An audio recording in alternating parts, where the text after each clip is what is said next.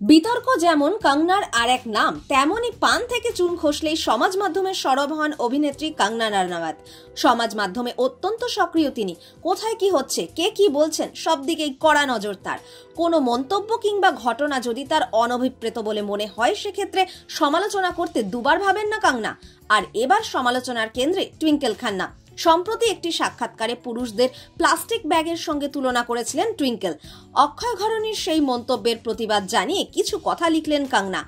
কিছুদিন আগে মহিলাদের জীবনে পুরুষের ভূমিকা প্রসঙ্গে টুইঙ্কেল বলেন, আমি বারবারই বলি যে মেয়েদের ভালো থাকার জন্য পুরুষের দরকার পড়ে না।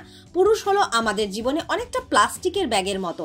ব্যাগের মধ্যে জিনিস ভরে বহন করলে সুবিধা হয়, কিন্তু না থাকলেও সমস্যা নেই। টুইঙ্কেলের এই মন্তব্য শুনে তেলে বেগুনে জ্বলে উঠেছেন কঙ্গনা। মুখে কিছু বলেননি, সমাজ মাধ্যমের পাতায় লিখে এই মন্তব্যের প্রতিবাদ জানিয়েছেন তিনি। কঙ্গনা টুইঙ্কেলকে উদ্দেশ্য করে লেখেন, পুরুষদের যারা প্লাস্টিকের ব্যাগ বলছেন, তারা পুরুষদের থেকে কোনো সুবিধা ভোগ করেন না। রূপোর চামচ মুখে দিয়ে জন্মানো, সোনার থালায় সাজিয়ে দেওয়া কেরিয়ার, এমন জীবন উপভোগ করার পর এই ধরনের মন্তব্য করা খুব সহজ। আসলে তারা জীবনে কি চান, এটাই কি নারীবাদ? কঙ্গনার এই কথার কোনো জবাব অবশ্য দেননি টুইঙ্কেল।